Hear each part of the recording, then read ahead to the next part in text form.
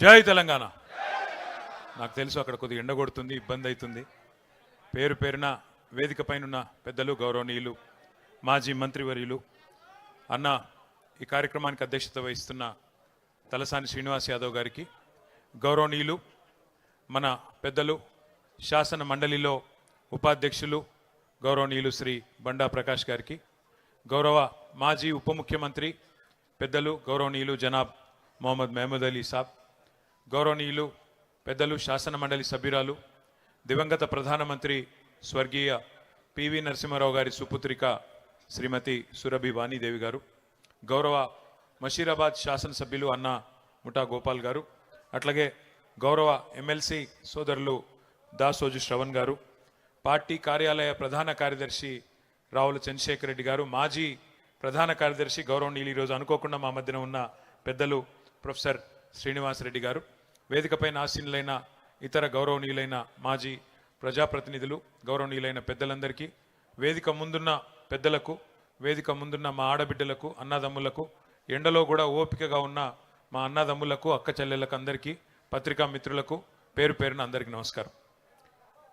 29 November 2009వ సంవత్సరం నాడు సరిగ్గా 16 ఏళ్ల కిందట కేసీఆర్ గారు ఆమరణ దీక్ష కూర్చున్న రోజు. గత 15 సంవత్సరాలుగా మనం దీక్షా దివస్గా జరుపుకుంటా ఉన్నాం. అయితే ఈ 15-16 సంవత్సరాలలో చాలా చరిత్ర, చాలా కాలం గడిచింది, చాలా కొత్త చరిత్ర కూడా వచ్చింది. తరం మారుతున్నది, స్వరం మారుతున్నది. ప్రతి 30 ఏళ్లకు ఒక్కొక్కసారి ఒక జనరేషన్ అంటే ఒక తరం కూడా మారుతూ ఉంటుంది. మొన్నటిదాకా జెన్ ఎక్స్ అన్నారు, తర్వాత జెన్ వై అన్నారు, తర్వాత ఇప్పుడు జెన్ జెడ్ అంటున్నారు. ఉడుకు నెత్తురుతో ఉరకలెత్తే యువ రక్తం ఎప్పటికప్పుడు ముందుకు వస్తూనే ఉంటుంది.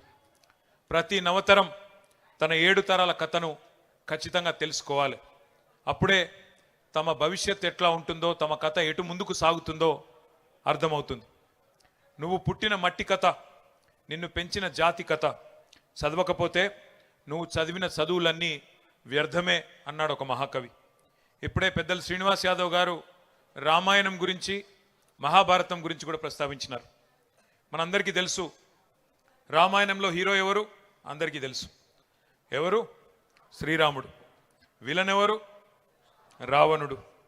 రామాయణం త్రేతాయుగం నాటి ఇతిహాసం. ఎన్నో యుగాలు మారినాయి, అయినా నేటి పిల్లలకు కూడా సీతమ్మ తల్లి అపహరణం తెలుసు, రామరావణ యుద్ధం కూడా పూర్తిగా తెలుసు. మహాభారతం గురించి కూడా శ్రీనివాస్ యాదవ్ గారు ప్రస్తావించినారు. మహాభారతంలో హీరోలు ఎవరు? పాండవులు. మహాభారతంలో విలన్లు ఎవరు? కౌరవులు. మరి మహాభారతం ద్వాపర యుగం నాటి కథ. 1000 ఏండ్లు గడిచిపోయినాయి అప్పటికి ఇప్పటికీ. అయినా అరణ్యవాసం, కురుక్షేత్రం, పద్మవ్యూహం ఇవన్నీ కూడా నేటి యువతకు తెలుసు. భారతంలో, రామాయణంలో ఎవరు నాయకులో, ఎవరు ప్రతినాయకులో మనందరికీ తెలుసు. ఆ సత్యాలను ఎవరు ఎప్పటికీ కూడా వక్రీకరించలేరు. ఎందుకంటే తాళపత్ర గ్రంథాల కాలం నుంచి గ్రాఫిక్ సినిమాల వరకు, డిజిటల్ కాలం దాకా రామాయణం గురించి, మహాభారతం గురించి ఎప్పటికప్పుడు చెప్పుకుంటూనే ఉన్నాం. అట్లాగే ముందుకు తీసుకొని పోతున్నాం. చరిత్రను, ఇతిహాసాలను, పురాణాలను ఒక తరం నుంచి ఇంకొక తరానికి నిరంతరం అందిస్తూనే ఉన్నది మన భారతదేశం. అట్లాగే ప్రతి ప్రాంతానికి, ప్రతి రాష్ట్రానికి, ప్రతి దేశానికి చరిత్రలు, గాథలు కూడా ఉంటాయి. ఆ కథలో హీరోలు ఉంటారు, విలన్లు కూడా ఉంటారు. అవి మర్చిపోయిన రోజు ఆ ప్రాంతం, ఆ దేశం అంతమైపోతుంది. మన తెలంగాణకు కూడా మహోన్నతమైన కథ ఉన్నది, మహోన్నతమైన గతం ఉన్నది, మహోజ్వలమైన చరిత్ర ఉన్నది, ఉజ్వలమైన భవిష్యత్తు కూడా మన కళ్ళ ముందే కనబడతా ఉన్నది. పెద్దలు చాలా విషయాలు చెప్పారు. దోపిడీ, వివక్ష, కన్నీళ్లలో మగ్గిపోయిన వ్యధ గురించి కూడా చాలా వివరంగా చెప్పారు. ఆ బానిస సంఖ్యలను తెంచిన పోరాట గాథను కూడా గుర్తు చేసుకోవాల్సిన అవసరం ఉంది. మన కథలో కూడా కథానాయకుడు ఉన్నారు. ఎవరు కథానాయకుడు? ప్రపంచానికే పాఠం నేర్పిన యుద్ధం కూడా ఈ కథలోనే ఉన్నది. వీరుడున్నాడు, వీరోచిత గాథలున్నాయి, అమరులున్నారు, త్యాగాలు కూడా ఉన్నాయి. మన కథలో కూడా కౌరవులు ఉన్నారు, సైంధవులు ఉన్నారు, శకుని మామలు కూడా ఉన్నారు, రావణాసురులు ఉన్నారు, మారీచులు ఉన్నారు, రకరకాల దుర్మార్గులు ఈ కథలో కూడా ఉన్నారు. భారతదేశ స్వాతంత్రాన్ని మనం చూడలేదు, స్వాతంత్ర పోరాటం గురించి వినడమే తప్ప చూడలేదు. కానీ స్వరాజ్య సమరాన్ని తలపించిన మన రాష్ట్ర పోరాటాన్ని మన కళ్ళతో చూసే అదృష్టం మనకు దక్కింది. స్వాతంత్ర పోరాటంలో సిపాయిల తిరుగుబాటు, జలియన్ వాలా బాగ్, ఉప్పు సత్యాగ్రహం, సహాయ నిరాకరణ, క్విట్ ఇండియా లాంటి ఎన్నో ముఖ్యమైన ఘట్టాలు ఉన్నాయి. అట్లాగే 14 ఏళ్ల ఈ ఆత్మగౌరవ పోరాటంలో కూడా అపూర్వమైన అద్భుతమైన ఘట్టాలు ఎన్నో ఉన్నాయి. కానీ వాటన్నింటిని మించిన సముజ్వల సన్నివేశం ఒకటి ఉన్నది, చరిత్రను మలుపు తిప్పిన సందర్భం ఒకటి ఉన్నది. అదే కేసీఆర్ ఆమరణ దీక్ష.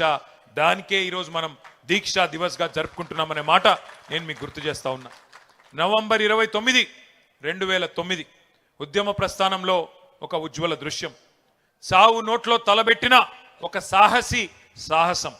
కేసీఆర్ సచ్చుడో తెలంగాణ వచ్చుడో, కేసీఆర్ శవయాత్రన తెలంగాణ జైత్రయాత్రన, ఏదో ఒకటి తేలాలి అని ఒక మహానాయకుడు గర్జించిన రోజు నవంబర్ 29, 2009. ఒక నినాదం, ఒక సమరనాదం యావత్ జాతిని ఏకం చేసింది. ఆ 11 రోజులు పోరాట సముద్రం పోటెత్తి సునామీ సృష్టించిన రోజులు ఆ 11 రోజులు. అగ్నిపర్వతం బద్దలైనట్టు, భూకంపం పుట్టినట్టు, పెను తుఫాన్ తీరాన్ని తాకినట్టు తెలంగాణ ఉద్యమ శిఖరం సిగమూగింది ఆనాడు. ముక్కోటి గొంతులు ఒక్కటై, 4 దిక్కులు ఏకమై, ఊరు వాడ ఉర్రూతలూగింది ఆ దీక్ష సందర్భంగా. పల్లెలు పట్టణాలు పరవళ్లు దొక్కినాయి. ఉద్యమ కెరటాలై ఎగిసిపడినాయి మన యూనివర్సిటీలు, మన విద్యార్థి బృందాలు. మడిదున్నే రైతు, బడికెళ్లే విద్యార్థి, కార్ఖానాలో కార్మికుడు, కార్యాలయంలో ఉద్యోగి, నల్లకోటు వేసుకున్న లాయరు, తెల్లకోటు వేసుకున్న డాక్టరు, కలం బట్టిన జర్నలిస్టు, దేశ విదేశాల్లోని ఎన్ఆర్ఐలు విజృంభించి రోడ్ల మీదకొచ్చి బిడ్డా మా తెలంగాణ మాకియ్యి అని బరిగీసి కొట్లాడిన ఒక ఉత్కృష్టమైన సందర్భం ఆనాటి కేసీఆర్ గారి నిరాహార దీక్ష. ఒక బక్కపల్చని యోధుడు ఉక్కు సంకల్పంతో ఒక మహా ఋషిలా తపస్సు చేస్తూ ఎవ్వరి మాట వినకుండా మరణ మంచుల్లోకి పోతుంటే అగ్నిగుండమై బగబగ మండింది తెలంగాణ ఆనాడు. మంటల్లో ఈ రోజే నవంబర్ 20 ఆనాడు 2009 నాడు మన తమ్ముడు శ్రీకాంతాచారి ఎల్బీ నగర్ చౌరస్తాలో ఆనాడు తన ఒంటి మీద పెట్రోల్ పోసుకొని దహనమైన రోజు ఈరోజు నవంబర్ 29. ఒక కానిస్టేబుల్ కిష్టయ్య ఆనాడు కామారెడ్డిలో కేసీఆర్ గారి నిరాహార దీక్ష సందర్భంగా కేంద్ర ప్రభుత్వం కదులుతలేదు అని చెప్పి తన తుపాకీతో తన తలకు గురిపెట్టుకొని సెల్ టవర్ ఎక్కి కాల్చుకున్న సందర్భం ఈ దీక్ష సందర్భమే. ప్రాణాలను పనమొడ్డి పట్టుదలతో దీక్ష చేస్తే ఆఖరికి పార్లమెంటు ప్రకంపించింది, ఢిల్లీ దిగివచ్చింది. డిసెంబర్ 9 అర్ధరాత్రి నాడు తెలంగాణకు అర్ధరాత్రి స్వాతంత్రం సిద్ధించిన మాట ఒక్కసారి గుర్తు చేసుకోమని చెప్పి నేను గుర్తు చేస్తా ఉన్నా. కానీ ఈ దీక్ష విఫలం కావాలి, తెలంగాణ రావద్దు, తెలంగాణ ఏర్పడితే మరి మన ఆధిపత్యం పోతుందని చెప్పి చాలా మంది కుట్రలు చేసినారు. జైసే हमारे भाई लोग कहते हैं, मुद्दई लाख बुरा चाहे तो क्या होगा, वही होगा जो मंजूर खुदा होगा. భగవంతుని ఆశీర్వాదం, ప్రజల సంకల్పం, నాయకుడి నాయకత్వం ఇవన్నీ వెరిసి ఆనాడు తెలంగాణ వచ్చింది. ఆ ప్రకటన అర్ధరాత్రి వచ్చింది. హస్తినలో చిదంబరం గారు ఆనాడు అర్ధరాత్రి పూట తెలంగాణ స్టేట్మెంట్ చదువుతుంటే ఇప్పుడే మా వానక్క చెప్తున్నది, ఉద్వేగంతో ఉప్పొంగిపోయింది ప్రతి తెలంగాణ గుండె. నట్టనడి రాత్రిలో పులకించిపోయింది ఈ నేల. ఓటములు, గాయాలు, కన్నీళ్లతో అలసిపోయిన చరిత్రలో ఒక్కసారి మొట్టమొదటిసారి తొలి విజయం దక్కింది అంటే దానికి కారణం మన నాయకుడు కేసీఆర్ గారి రణనినాదం అనే మాట మర్చిపోవద్దని చెప్పి నేను గుర్తు చేస్తా ఉన్నా. తెలంగాణ స్వప్నం కాదు సత్యం అని తెలిసిన సందర్భం డిసెంబర్ 9, 2009.